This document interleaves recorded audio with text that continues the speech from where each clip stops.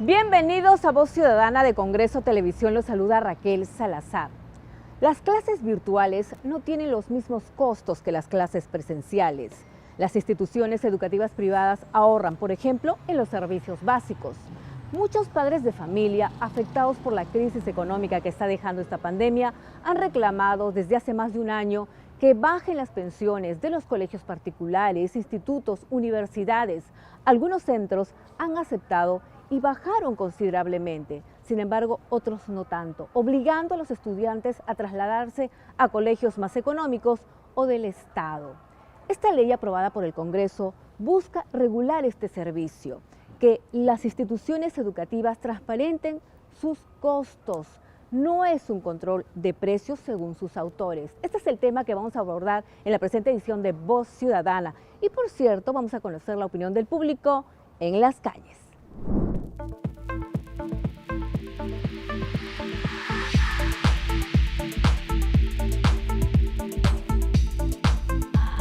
Me parece bien porque la coyuntura que se nos presenta es muy difícil, no solo económicamente, sino emocionalmente. Y también hay que ver que muchos ciudadanos han perdido sus empleos y no tienen ahora la capacidad para poder mantener la educación de sus hijos, ¿no?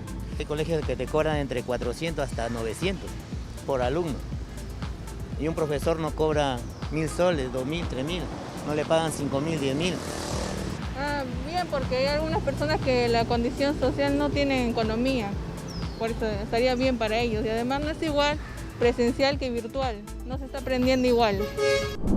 Bien, ahí veíamos la opinión del público en las calles y ya estamos en comunicación nosotros con el doctor Cristian Andrés Suárez Oliver, representante legal, vocero de la Asociación de Padres de Familia de Colegios Privados, APACOPRI.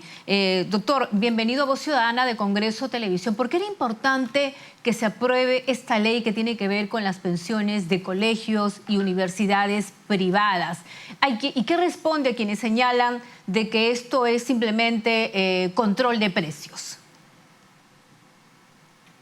Primero que nada, buenos días, Raquel, muchas gracias por tu invitación. Sí, mira, el texto, para empezar, la ley que se ha aprobado no es que sea una iniciativa legislativa, este es un texto consensuado, o sea, que se sepa, tanto la población en general como de repente también los colegios privados, que se sepa que este es un texto consensuado de 11 proyectos de iniciativa legislativa, ¿ya? Este texto ha consensuado las mejores ideas de estos 11 proyectos, ¿no? Y en lo que respecta precisamente de lo que la gran dicotomía entre si es control de precios o control de servicios, indicar y precisar. Esto es simplemente un control de servicios. Estamos regulando el servicio porque la educación es un servicio público. Se ejerce de manera privada, pero el privado no inventa la educación. El privado brinda el servicio de manera privada, pero el servicio es público y puede ser regulado. No es un control de precios. Entonces, no hay argumento para quienes señalan de que podrían iniciar alguna acción de inconstitucionalidad. En efecto, los padres de familia, desde el año pasado, toda la lucha ha sido durante todo el 2020, incluso hasta ahora que ha salido este primer producto. Desde el primer momento, nosotros hemos dicho, punto uno, la educación no es un derecho, es un servicio. Tenemos que pagar por el servicio. La educación está en estos momentos brindada por servicios, por entidades privadas. Sin embargo, lo que respecta al control del pago de las pensiones tiene que ver estrictamente a lo que dice el Código Civil y el Código de Defensa del Consumidor. Prácticamente en su artículo 74, numeral 24, si no me equivoco, de la resolución, que tenemos un precedente en Cajamarca de Indecopi, que habla sobre que el criterio por sobre el cual se van a regular las tarifas de los servicios educativos va a ser sobre los servicios efectivamente brindados. Es decir, la pensión tiene que cubrir las instalaciones, puedes cobrarme la renta y otros rubros más que incluso se pusieron en el decreto legislativo 1476, en cuya página 5 indicaba que ofrecía una lista en la cual los colegios podían poner cuáles eran sus rubros de cobro para exponer su variante de los precios. Obviamente los colegios lo llenaron como quisieron y nosotros los padres de familia nos vimos ofendidos porque el Ministerio de Educación, teniendo facultades, estando como Indecopi para intervenir en ese tipo de situaciones, lo que hizo fue simplemente hacerles la tarea a los privados, a las empresas privadas, que son los colegios, para que pusieran a carta abierta y en hoja en blanco todos los precios que ellos quieran. Y hay que por eso precisar, que nunca se llegó a ningún acuerdo. Claro, y hay que precisar que este decreto legislativo 1476 lo dio el Ejecutivo, lo dio el gobierno de Vizcarra justamente al inicio de la pandemia para poder regular los servicios en educación. Y lo que señalan muchos padres de familia y expertos es que nunca se cumplió, siempre los colegios privados salieron ganando. Ahora, como usted ha señalado, la educación virtual no tiene los mismos costos que la educación presencial. Hay servicios que definitivamente ya no se están brindando o hay cursos que no se pueden dar de manera virtual. No es lo mismo, no se puede cobrar lo mismo. Hay colegios privados que llegaron a bajar sus pensiones como lo solicitaban los padres de familia. ¿En qué porcentaje? Lo que pasa es que lo que se intentó con el 1476 fue darnos a los padres de familia una salida facilista para decir, hemos cumplido con ustedes, chao, no me molestes. Eso es lo que ha hecho el Ministerio de Educación.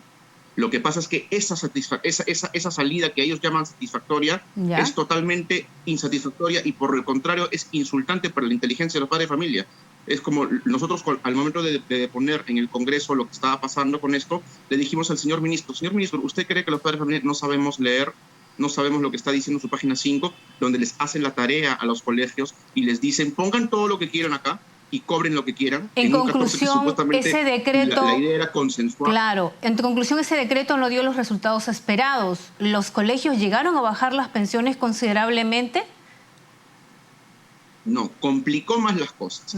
Sobre la reducción de las pensiones, esto se ha debido a otro factor completamente diferente. ¿Cuál es el factor? El factor predominante ha sido que los directores y promotores de colegio a instancia privada han reducido voluntariamente sus pensiones.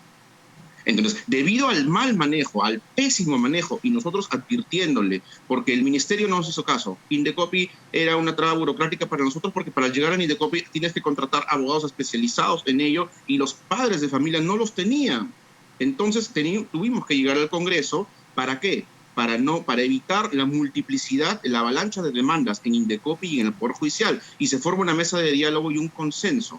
De ese consenso es que ha salido esta ley que ya por fin está dando un gran paso adelante en lo que es, no solamente, ojo, no se confunda, no se está regulando ni reduciendo el precio, se están regulando la prestación del servicio, porque si yo ya no pago instalaciones, no pago carpeta, no pago jardín, no pago cancha de básquet, cancha de fútbol, todo lo que yo pagaba en una situación regular, no es inaudito pensar que voy a pagar lo mismo cuando no lo estoy recibiendo. Ahora, doctor, eso es un criterio le básico preguntaba, usted señaló que hay colegios que de manera consciente sí llegaron a bajar sus pensiones y en algunos casos incluso de manera considerable. Incluso colegios que no son tan caros llegaron a bajar, me acuerdo, hasta en un 40%. Han sido los primeros. Es más, instituciones educativas que cobraban 500 soles de pensión bajaron sus montos. Pero hay colegios súper caros, exclusivos, que se resistieron. Creo que no llegaron, o el porcentaje fue mínimo. ¿Cuál fue el argumento que ellos dieron para no bajar sus pensiones? ¿Y cuántos alumnos se vieron obligados a pasarse a un colegio público ya que no podían sus padres pagar esas pensiones? Sí, sobre lo último, se sabe que la demanda eran 125.000 hasta mediados del año 2020, porque al final, yo la verdad al final no estoy enterado de lo último, pero obviamente estas solicitudes han ido creciendo. 125.000 solicitudes de transferencia del privado al público. La ministra o una representante del Ministerio de Educación dijo que solamente habían menos de 100.000 plazas. Se pidieron que abran las plazas, fue todo un problema. Luego la señora apareció en el Congreso sin video, solamente con voz, diciéndonos que si no estaban de acuerdo con el 1476, ¿no? Que les hacía de lo cual los padres denunciamos que les hacía la tarea a los privados, nos dijo a todos los padres de familia, si quieren, tienen la puerta abierta del Poder Judicial y del Indecopi para demandar.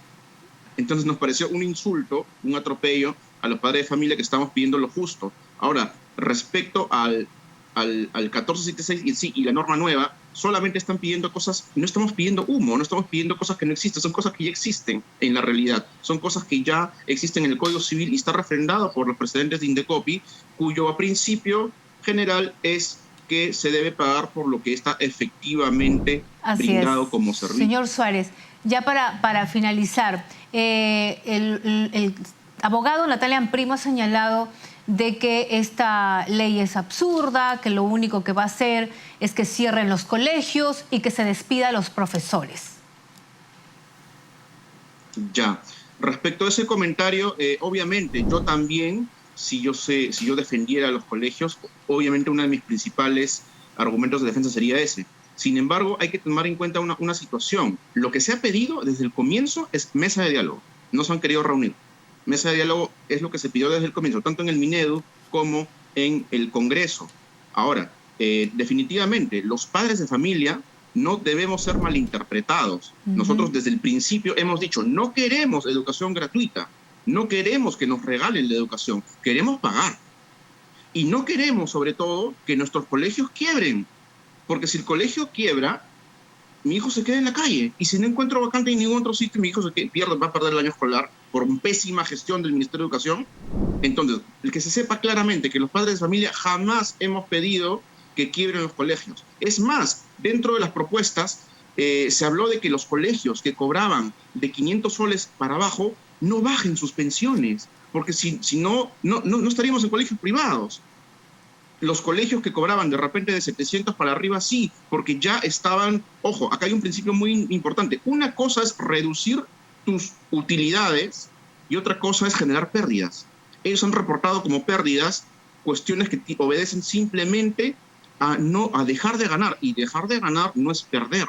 Muchísimas gracias al doctor Cristian Andrés Suárez, representante legal y vocero de la Asociación de Padres de Familia de Colegios Privados, por esta entrevista a Voz Ciudadana de Congreso Televisión. Muchas gracias. Bien, y nosotros tenemos que hacer una pausa para escuchar algunos testimonios. Ya regresamos.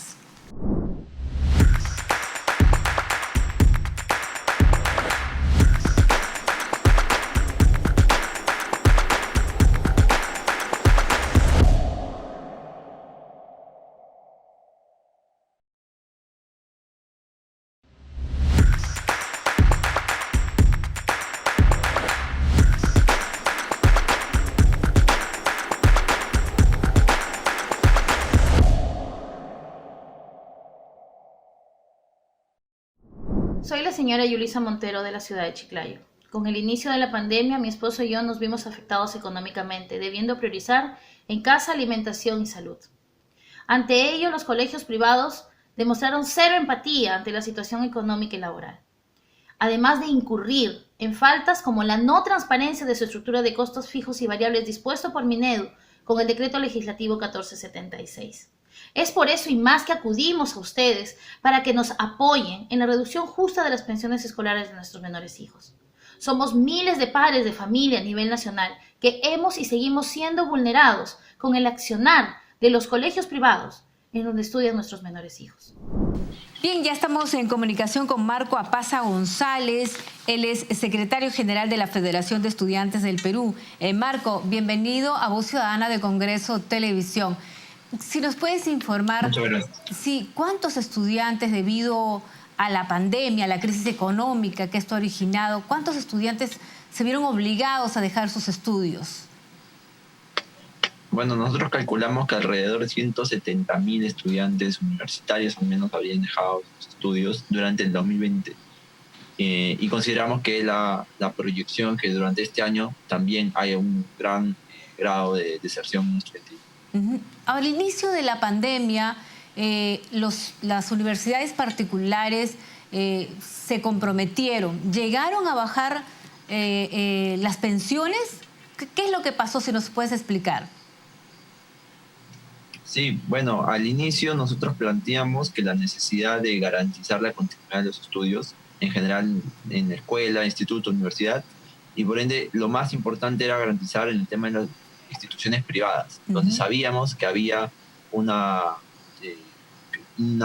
diferencia entre la pública, que podrían acceder con mayor facilidades, y en la privada, por el tema de las pensiones. Planteamos la idea de que debería haber una reducción proporcional al ahorro que estarían teniendo las instituciones educativas privadas por los costos que no estarían realizando en la presencialidad. Y esto más que todo tiene que ver con los servicios básicos, infraestructura y material, Claro. calidad, etcétera, que no estarían incurriendo y que debería significar una disminución progresiva de los estudiantes. ¿Y qué pasó? Bueno, el proyecto se presentó, hubo en general varios proyectos de ley que intentaban regular este contexto de emergencia, porque entendemos que la ley y el dictamen que está aprobado es un esfuerzo legislativo para el periodo de emergencia, ¿no? Nada más. Y todo se terminó juntando en la Comisión de Educación, en la cual hemos participado activamente varias organizaciones, entre las cuales también los estudiantes, con el fin de que en la pandemia, el año pasado lamentablemente no se pudo aprobar, este año, se pueda dar una reducción sin, ojo, afectar la viabilidad económica de instituciones educativas, que pueda ayudar a los estudiantes a, de alguna manera, mitigar los efectos de la pandemia. Ahora, Sobre todo por el tema lo que yo te económico. preguntaba también era, de manera voluntaria, ¿las universidades llegaron a bajar sus pensiones y en qué porcentaje? Bueno, nuestros registros es que la universidad que más disminución, por ejemplo, lo que nosotros pedimos inicialmente, el 50%, es las peruanas, por un periodo, por un ciclo. De ahí hay otras universidades como San Martín y otras más en provincia que han seguido en la misma línea, una reducción del 10%. Pero la gran mayoría de universidades, yo le podría decir el 80% de universidades privadas no han tenido ninguna consideración, han cobrado lo mismo, ofreciendo un servicio distinto, porque no es el mismo, y la virtualidad le permite, nosotros consideramos, evitar muchos costos que deberían ser de beneficio del estudiante, pero que lamentablemente se ha servido de beneficio de los accionistas, de los dueños de las universidades. Y no se ponían, porque yo supongo que muchos padres por la crisis económica ya no podían pagar el mismo monto de las pensiones universitarias, o hay a veces también que el mismo chico se costeaba, ¿no? Trabajan, pierden su trabajo y ya no pueden pagar. ¿Ni eso fue tomado en cuenta por las universidades? Nosotros planteamos primero el tema de la revisión de pensiones. ¿Ya? Y dijimos inicialmente 50%, pero luego entendimos mejor lo económico y dijimos, bueno, vamos a llegar a un consenso, lleguemos a un acuerdo en el cual no se afecte la economía de las instituciones, que sea viable y que también los estudiantes tengan una reducción considerable. Después planteamos que se prorroguen las moras, porque no se puede estar cobrando mora porque te tardaste un día, te tardaste 2 días, en este contexto de emergencia que sabemos que todos estamos sobreviviendo, en el Perú sobre todo.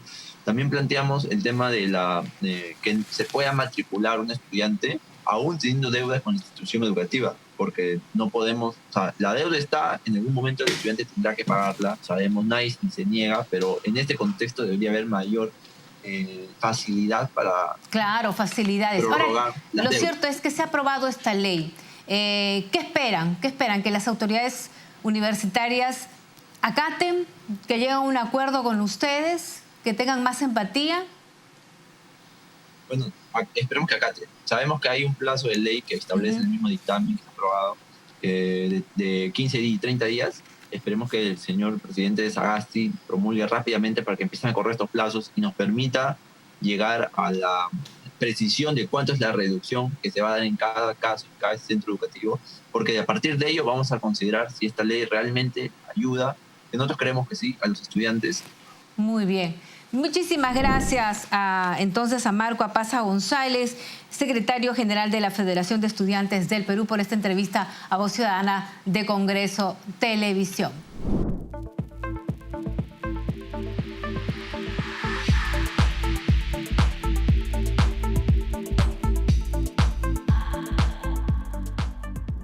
Buenísima, buena noticia, de verdad, porque con esta situación que estamos ahora, imagínate, ¿no? Algunos que nos hemos quedado sin trabajo, otros que tenemos que ver el día a día para prácticamente sobrevivir. Como no estoy estudiando ahora, porque yo estudio ingeniería civil, entonces imagínate, es una de las pensiones más caras que hay en la universidad, ¿no? Bueno, está bien, está muy bien que lo bajen las pensiones en esta época de pandemia, que la gente no tiene mucha plata. estamos ya en comunicación con el doctor Jorge Chávez Picasso. Él es abogado, exsecretario técnico del Tribunal de Indecopi. Doctor, bienvenido a Voz Ciudadana de Congreso Televisión. Bueno, primero sus impresiones sobre esta ley que ha dado el Pleno del Parlamento. Muchas gracias por la invitación. Muy bien, esa ley que ha dado el Parlamento, yo la veo muy complementaria al decreto legislativo que se ha aprobado en la época de pandemia. Y por más que se piense que es una norma que intenta regular precios, yo considero que no es así, que es una norma que intenta regular servicios y establecer básicamente cuáles son los conceptos de la idoneidad que deben ser analizados al momento de fiscalizar una relación de consumo. O sea, en su opinión, no se trata de una ley que esté imponiendo un control de precios con respecto a las pensiones de los colegios y universidades. No. El control de precios, bueno, todos sabemos que en un contexto de libre mercado el control de precios está prohibido, o sea, con la única excepción en el contexto regulador cuando se determina un monopolio, y no es el caso, ¿no? No estamos en un sector que se deba regular precios y tampoco entiendo a la norma como una norma que establece máximos o mínimos de precios. Ahora, ¿por qué es importante regular este servicio y precisar qué montos no deberían cobrar las instituciones educativas, tanto de educación básica como superior? ¿Por qué era importante? Y seguramente hay algunos que van a señalar que esto es inconstitucional. Sí, bueno, es importante por las situaciones de hecho que se han dado durante la pandemia. En primer lugar, nosotros hemos recibido muchas quejas, reclamos y conocido de muchas denuncias de consumidores que han visto que se les ha brindado un servicio que no es idóneo, no es el que se contrató, y definitivamente, ¿no? La virtualidad, el cambio de virtualidad, de presencialidad a virtualidad, ha generado mucho descontento en las expectativas de los consumidores respecto al servicio que ha brindado a los centros educativos. Entonces, a raíz de esto, que no es, o sea, podría ser pues no fuerza mayor, ¿no? Un caso fortuito, no tiene la culpa el colegio de lo que ha sucedido, tampoco el padre de familia, pero los contratos deberían ser renegociados, ¿no? Entonces, en función a esta falta de apertura que ha habido de no negociar, es que el Ejecutivo y el Congreso ahora ha tomado cartas en el asunto, ¿no? Es decir, el órgano competente para fiscalizar estas relaciones de consumo de oficio no se ha pronunciado, no ha tomado la batuta. Entonces le queda la labor al Ejecutivo a través del Ministerio de Educación, a través de ese decreto legislativo que se ha dado, a través de este proyecto del Congreso. Ahora, doctor, entonces era necesario determinar cuáles eran los criterios. Ahora, doctor, lo que sí es concreto, que definitivamente los costos de la educación virtual no son los mismos que el de la educación presencial, ¿no? Por ejemplo, las instituciones educativas están ahorrando mucho.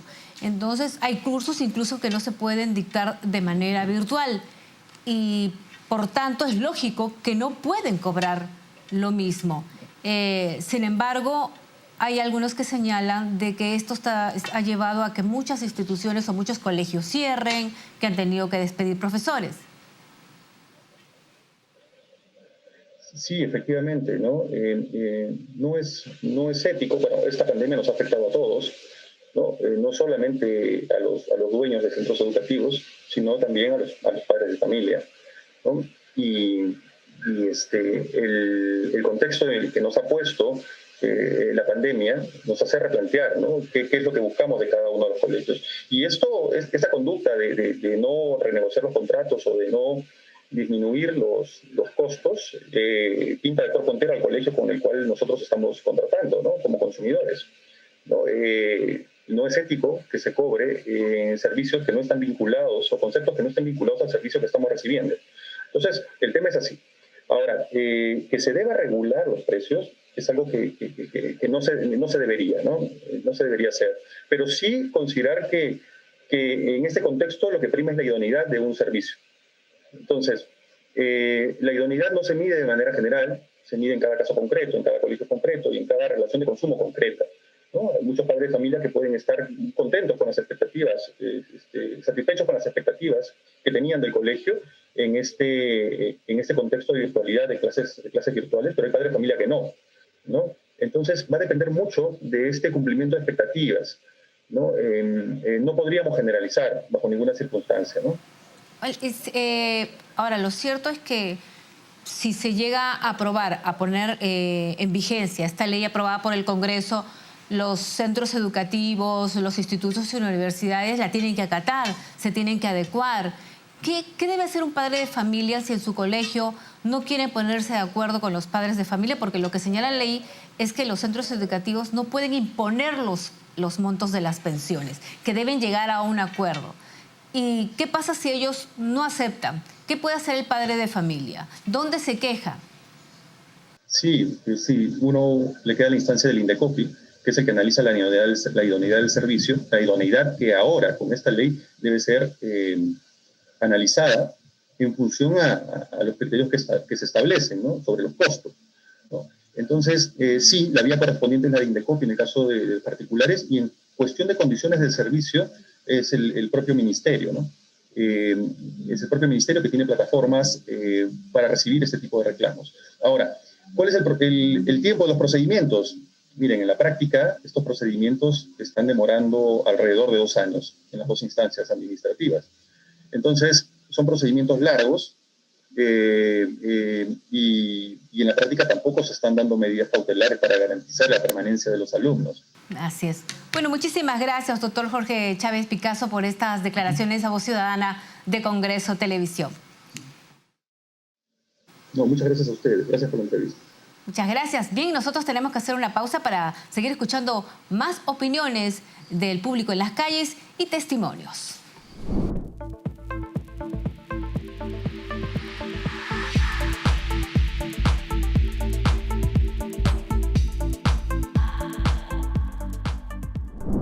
Me parece bien, por la coyuntura en que estamos, por la pandemia, por la situación en que estamos, me parece muy bien que se reduzcan las pensiones, las mensualidades. Porque los padres de familia estamos con altos cargos de gastos, ¿no? Y es una manera que nos puedan apoyar, ¿no? Sí, porque ahora que no estamos trabajando, no hay trabajo y no podemos pagar la pensión y todo eso. Y hasta aquí una edición más de Voz Ciudadana de Congreso Televisión. Recuerden que pueden ver este programa a través de los canales 550 de Movistar, 56 de Claro, 11 de Vez Cable y a través de nuestro canal en YouTube. Conmigo será hasta la próxima.